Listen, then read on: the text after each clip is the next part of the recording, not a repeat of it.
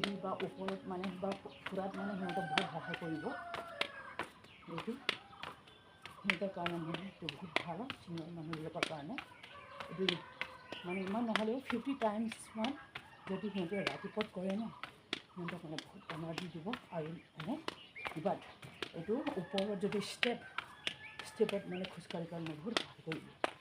আৰু এইটো যদি সিহঁতে কৰে, এইটো সিহঁতৰ ফুৰাত যদি অসুবিধা আছে, এইটো মানে সিহঁতৰ কাৰণে বহুত ইম্প্ৰুভমেণ্ট কৰিব। This will improve for senior people if they have a walking problem. And when we are as old as, it means our walking stabilities are not smooth, so this will help them. At least they can hold chair and all also, and they can practice and even all these things. And this will help them again for like leaping when they can walk properly. যেতিয়া মানে অকণমান লেঙেৰা লেতেৰা নিচিনা লেঙেৰা হৈ যায় ন, বয়সীয়াল মানুহৰ কাৰণে খোজকাঢ়িবলৈ কাৰণে অসুবিধা হয়, এইটো সিহঁতক সহায় কৰিব।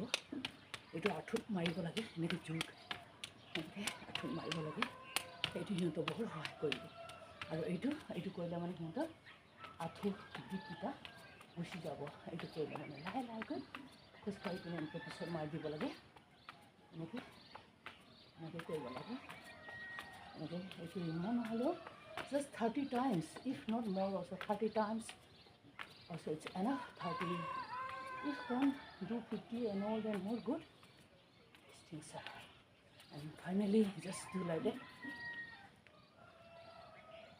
This thing, it's very helpful to senior people for their leg strength, and leg is the most important to our life. So yes, we have to take our every body part, but step by step we can make us. If we're carrying our health, so we can